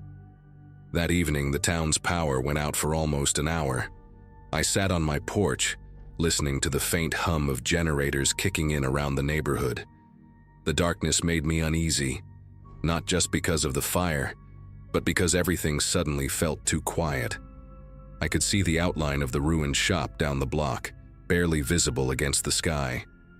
For a second, I thought I saw movement inside the wreck, like someone holding a flashlight. But when I blinked, it was gone. A minute later, a car door slammed somewhere, and I caught a whiff of gasoline, sharp and raw. By morning, the news spread that someone had broken into the taped-off area during the night. The police said nothing was taken, but one of the inspector's toolboxes had been opened and left half submerged in the puddles near the pumps. When I passed by, I noticed fresh footprints leading away toward the woods behind the lot. The mud was deep from last night's rain, but you could see the tread marks clearly. Heavy boots, definitely a man's. What unsettled me most was the pattern. It looked like he'd been pacing, going back and forth between the tanks before finally disappearing into the trees. That same afternoon, I ran into Eli again at the gas station near the highway. He looked exhausted, eyes red like he hadn't slept. He asked if people were still talking about the explosion, and when I said yes, he sighed and muttered, "Murphy shouldn't have kept those drums down there." I asked what he meant, but he just stared at the counter for a long time, tapping his thumb against the register. Then he whispered, he knew what was leaking. He just didn't want to pay to fix it. Before I could say anything else, he grabbed his pack of cigarettes and left without looking back. That night, I couldn't shake what Eli said. I went down to the public records office the next day during my lunch break to check something. Murphy's auto had been cited twice that year for unsafe fuel storage, both times marked as unresolved. The inspector's notes mentioned corrosion around the underground tanks and the possibility of vapor leaks. The realization hit me hard. Maybe whoever was siphoning gas wasn't just stealing. Maybe they were trying to drain it before something worse happened. But if that were true, why erase the footage? Why pretend nothing was wrong? A week later, heavy rain washed most of the debris away, but the smell of fuel still lingered. People started moving on, decorating for the holidays, pretending life was back to normal. Murphy reopened what was left of the office to handle paperwork, but it looked more like he was packing to leave town. One afternoon, I saw him loading boxes into a rented van, eyes darting up and down the street. When he noticed me watching, he waved, a stiff, nervous gesture, then disappeared inside. That was the last time I saw him. By morning, the van and the sign from the front lot were both gone. Months passed before anyone heard anything new. Then, in the spring, workers digging a new drainage line behind the old shop uncovered a buried drum, one of those industrial-grade fuel containers, rusted through and leaking sludge into the dirt. The city had to call in an environmental crew to contain it. I stopped by while they were working, curious, and one of the guys mentioned there were initials burned into the metal cap. TM, Tom Murphy. When I asked if it was recent, he shook his head. Old, real old, probably buried before those pumps were even installed. No one ever saw Murphy again. Some said he moved down south. Others whispered that he never left, that he'd built those tanks himself years ago and the ground finally caught up to him. Every now and then, when the wind blows from that direction, you can still smell it, that faint sting of gasoline in the cold air. I don't know if it's my imagination or something seeping out from underground, but I swear, every time it hits, I can almost hear that explosion again, echoing through the hills like the towns trying to remind us we never really knew what burned that night.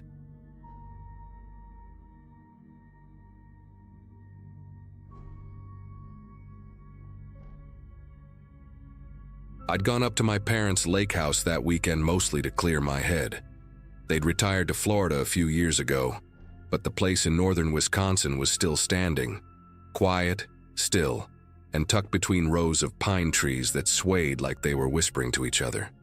I worked remotely then, designing websites, and I'd been running on caffeine and no sleep for weeks. That little gray cabin felt like the perfect spot to just disconnect, make some soup, maybe read by the fireplace. The lake was half frozen already, the kind of dull silver that reflected nothing back. You could walk outside and hear nothing except the creak of the dock or a crow in the distance. It was peaceful in a way that felt almost heavy. The first morning I noticed the footprints, I didn't think much of them. They started near the tree line and ended right at the edge of the porch, big enough to belong to a grown man but smeared like someone had stepped in mud and dragged their heel. The ground around the lake gets soft after it rains, and I figured maybe a raccoon or stray dog had wandered through and messed up the pattern. Still, it looked weird. The shape wasn't pawed or split, just human, barefoot too. It was November, and the nights dropped below freezing, so that should have been impossible. I remember squatting down, touching the edge of one print, and feeling how crisp the outline was. It hadn't frozen yet, meaning it was fresh. The next day there were more. Same path, same ending, right at the back porch steps. That morning I made coffee and tried to laugh about it, texting my friend Leah a picture with the caption, "Guess I've got a Bigfoot fan." She told me to buy a trail cam and joked that I'd make the news. But there was something about the way the print stopped exactly at the door that started to bother me. It was too deliberate, like someone was walking up and turning back over and over just before reaching the house. I checked the locks twice that night, even though the nearest neighbor was over half a mile away.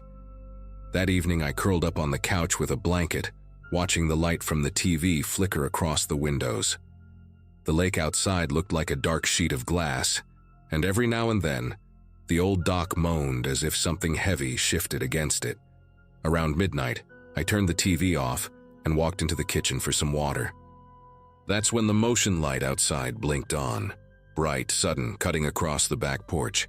I froze halfway through the room, staring through the glass door, expecting to see a deer or a raccoon scurrying off. But behind the patio chairs, half hidden by the shadows, was a shape. Someone crouched low, hands pressed against the decking, just waiting. I didn't move for what felt like a full minute. The light buzzed softly, throwing harsh white against the glass, and that shape stayed perfectly still. My first thought was that it had to be a prank, maybe some local kid or a hunter lost from the trails. But the longer I watched, the clearer it became that whoever it was knew I could see them. Their head tilted slightly, like they were studying the reflection, trying to figure out if I was standing there or not. My pulse started thudding in my ears. I reached for my phone on the counter, but the second I turned my body, the light clicked off, plunging everything into black again. When it came back on, nothing. The porch was empty, no footprints visible through the glass, just the soft hiss of wind rolling off the lake. I barely slept that night. Every sound, the groan of the floorboards, the distant pop of ice shifting near the dock, had me sitting upright, listening. At around 3 in the morning, I finally dozed off on the couch with the lamp still on. When I woke up, the footprints were there again, but this time they circled the porch twice before stopping at the door. Whoever it was had come back after the light went off. I called Leah and told her, trying to sound casual, but my voice kept catching. She offered to drive up, but I told her I'd be fine, It was broad daylight, and nothing ever really happens out there, right? By afternoon, I convinced myself it had been some weird coincidence. Maybe a fisherman cutting through the woods, someone curious about the cabin. I tried to work, but I kept glancing out the window every few minutes. Around sunset, I took the flashlight and stepped outside for the first time since the night before. The air was biting cold. The prints were still there, but they stopped abruptly near the deck railing, as if the person had just vanished. I followed them with my light, and about 10 feet into the trees, I found a crumpled soda can and a torn strip of fabric caught on a branch. It looked like part of a flannel shirt, faded red. I pocketed it without thinking, then regretted it the moment I got back inside. That night, I kept the living room light on and sat near the window, waiting. It was almost 1 a.m. when the motion light snapped on again, flooding the porch. My breath caught when I saw the figure back in the same spot, crouched low, one hand gripping the leg of the patio chair. This time, he lifted his head slowly, just enough for the light to catch his face. His skin looked pale like wet paper, and his mouth hung slightly open. But his eyes were what froze me. He wasn't looking at the door.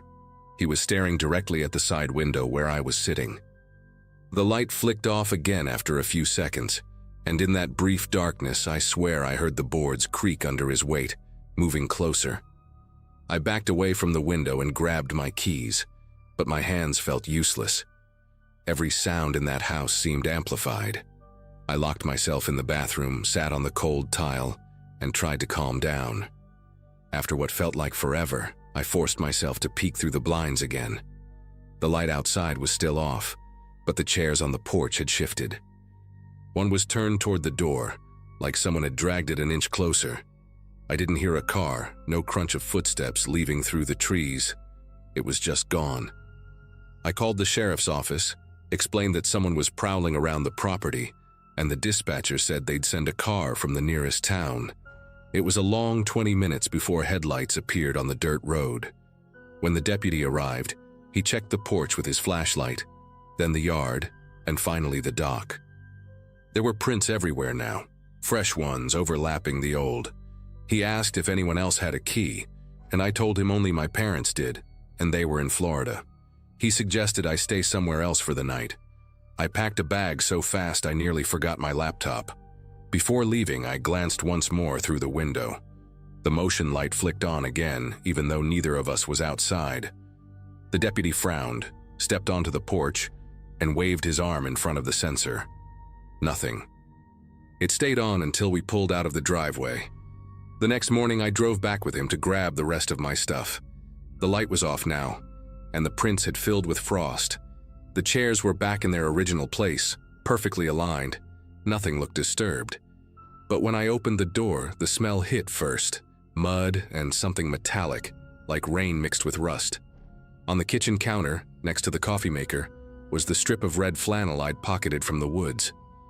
It wasn't damp anymore. It was folded neatly in half, placed right beside my mug.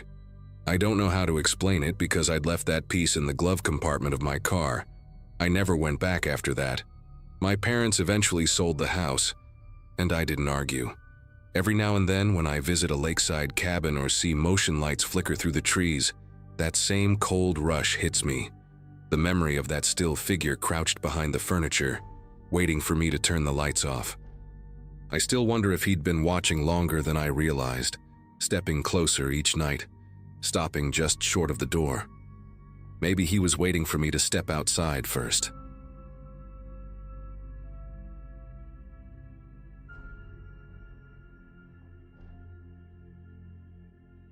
It was the tail end of Black Friday, and the store looked like a battlefield that had just been evacuated. I worked the late shift at a mid-sized retail chain in northern Illinois, mostly handling restocks and cleanup after the madness. The kind of place that sold everything from kitchenware to cheap electronics. I'd been there for 2 years, juggling night classes during the week and surviving on vending machine coffee. That night, most of the crew clocked out around midnight, leaving just me and Mark, the night manager, to finish loading the shelves before the morning crew came in. The hum of the fluorescent lights had a way of getting into your head after a while. Constant, dull, like a mosquito you can't find. Every now and then one of them flickered overhead, and the shadows on the linoleum seemed to shift with it. The air was still heavy with that mix of burnt coffee, cardboard dust, and cheap plastic. I had a pallet full of Bluetooth speakers to move to the back room, and as I rolled it across the empty aisles, the sound of the wheels echoed far louder than it should have. It was the first time all day the store had gone completely silent. Near the customer service counter, we had a set of monitors that displayed the security camera feeds. I glanced at them mostly out of habit, checking if Mark was still in the stockroom or sneaking another cigarette out back. But one of the screens caught my eye. The feed from the electronics section, aisle 9, showed movement, a tall figure walking slowly between the shelves. At first, I thought it was a delayed playback from earlier in the day. Those cameras glitched sometimes after a long shift, but the timestamp in the corner was live. 12:47 a.m. I radioed Mark to ask if he was in the electronics section, but his muffled reply came from the back. He hadn't left the stockroom. My gut told me maybe someone got locked in after closing, maybe a customer hiding out. It happened before. A drunk college kid once fell asleep in the patio furniture display. So I grabbed my flashlight and headed that way, trying to make as much noise as possible so whoever it was would know I was coming. The closer I got, the louder that hum from the lights seemed to buzz in my ears, until the sound almost felt alive. When I turned the corner into aisle 9, the first thing I noticed was how cold it felt compared to the rest of the store. Not a normal kind of cold, more like the air conditioning had kicked on just for that section. My footsteps echoed sharply off the polished floor as I scanned the shelves with my flashlight. Rows of headphones, phone chargers, empty boxes, and not a single sound except the faint electric hum above me. I called out, "Hey, store's closed, you can't be back here." My voice bounced through the aisles, but no one answered. I stood still for a moment, listening. Somewhere, faintly, a display TV flickered to life, playing static. I checked behind every end cap, even crouched to look under the shelves, thinking maybe someone was messing around. Nothing. When I walked back toward the service counter, I glanced up at the camera dome above aisle 9 and saw the red light still blinking. It was recording. Back at the monitor wall, I rewound the feed a few seconds, expecting to see myself searching with the flashlight. Instead, I watched something step out from behind the shelves just after I'd passed through. It wasn't clear, more like a shape outlined by the weak light, but it moved slow, deliberate, like it was waiting for me to turn around. I froze in place for a good 10 seconds, staring at the grainy footage. The figure leaned forward into the aisle as if studying the camera. Then, without warning, the feed glitched, jumping from static to a frozen frame. The timestamp froze too. 12:58 a.m. Every other monitor stayed normal, except that one. I remember tapping the screen like that would somehow fix it, but before I could decide whether to check again, the motion alert went off. A loud digital beep echoed from the console, and the same alert icon blinked over aisle 9 again and again. Mark came out from the stockroom after hearing the noise. I told him someone might still be in the store, and he laughed at first, until he saw the blinking monitor. We both stood there watching the frozen frame for what felt like a full minute. Then, as if the system had caught up, the image flickered back to life, showing the empty aisle. Every box, every shelf untouched. Mark muttered something about cheap wiring and told me to lock up early, but I wasn't ready to leave. I wanted to make sure that thing, whatever it was, wasn't still walking around in there. Mark headed to the front to shut off the lights while I did one last sweep. I rolled my cart past toys, clothes, cleaning supplies, all fine. But when I approached the electronics section again, the motion sensor above aisle 9 clicked on, and the lights there blinked to full brightness. I stood still, staring down the long stretch of shelves. The air felt heavier now, like the store itself was holding its breath. I took a few slow steps forward, the wheels of my cart squeaking against the floor, until I reached the middle of the aisle. That's when I noticed one of the display phones had been lifted off its stand. The cord hung loose, the plastic bracket swinging slightly side to side. I called out for Mark, but the lights overhead flickered at the exact moment I did. In that half-second of darkness, I saw a movement at the far end. Something tall, pale, stepping just enough into view to make out the silhouette. I shouted again, louder this time, and the lights came back fully on. The aisle was empty. I backed away slowly, keeping my flashlight pointed ahead. The motion sensor behind me clicked off and the lights dimmed again, one by one, in a sequence like a wave pulling back into the ocean. By the time I reached the service counter, Mark was already turning the key in the front door. I told him what I'd seen, what I thought I'd seen, but he just shook his head, said I was overtired. We clocked out, and I lingered outside the glass entrance for a minute. From the parking lot, I could see the reflection of the camera lights blinking inside. Only one stayed steady, the red one above aisle 9. It was supposed to turn off automatically when the system went into night mode. That light just kept glowing. The next morning, I came back early, before my shift, and checked the footage again. Every recording from 12:45 to 1:05 was gone, corrupted, according to the system. But the strange part wasn't the missing video. It was the audio file attached to it. 30 minutes of silence, then a faint voice whispering my name. Not yelling, not calling, just whispering it over and over. The IT guy said the file must have glitched during compression. I quit a week later. But every year when Black Friday rolls around, I still hear that same hum in my head, like those lights are waiting for me to come back.